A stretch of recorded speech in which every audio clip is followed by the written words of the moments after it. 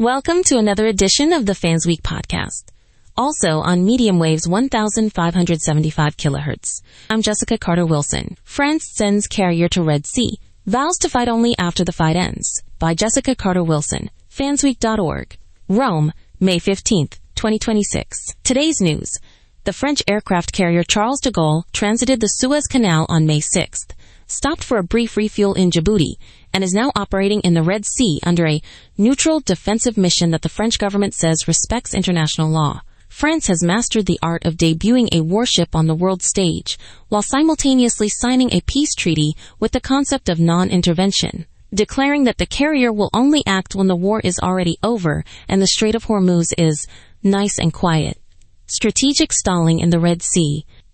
Minister Alice Rufo explained with solemn gravity that the carrier's presence is a, quote, symbolic demonstration of French resolve, while it floats far from the actors of the conflict.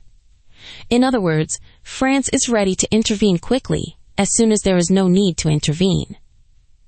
It's the diplomatic equivalent of parking a fire truck on a hill and waiting for the blaze to die out of sheer embarrassment. Our doctrine is crystal clear, Rufo said in a press conference. We will unleash our air wing only after the enemy's missiles have become nostalgic relics and the sea has decided to take a nap. The seriousness of the tone made the absurdity feel like a new form of martial art. Diplomacy by way of delayed action. The carrier's itinerary reads like a tourist brochure. Suez crossing, a coffee break in Djibouti, obviously a French-run base, then a leisurely cruise in the Red Sea. Meanwhile, France coordinates with 40 other nations that have also pledged to evaluate the situation without committing to any actual move. It's a multinational game of who will stand up first after the music stops, except the music is a war and the dance floor is a strategic choke point. An unnamed senior naval analyst who requested anonymity because the world isn't ready for the truth told us. The Charles de Gaulle's greatest weapon is its ability to sit there looking impressive while everyone else wonders whether neutral means not going to shoot any more than a polite wave.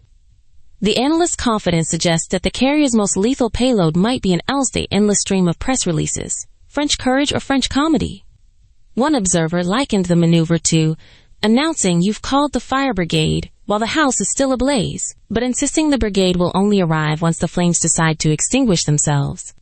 The metaphor captures the paradox of a nation that can project power across oceans, yet refuses to let that power ever touch its intended target. In the end, the Charles de Gaulle drifts on, a floating embodiment of France's latest foreign policy chic. Be present, be dangerous, but only in a way that never actually requires you to be dangerous. As the carrier glides past the Red Sea's sun-baked waves, the world watches a nation that can send a modern warship to a potential flashpoint, while simultaneously signing an implicit promise to let it stay a decorative backdrop. That's all from today. From New York, I'm Jessica Carter Wilson.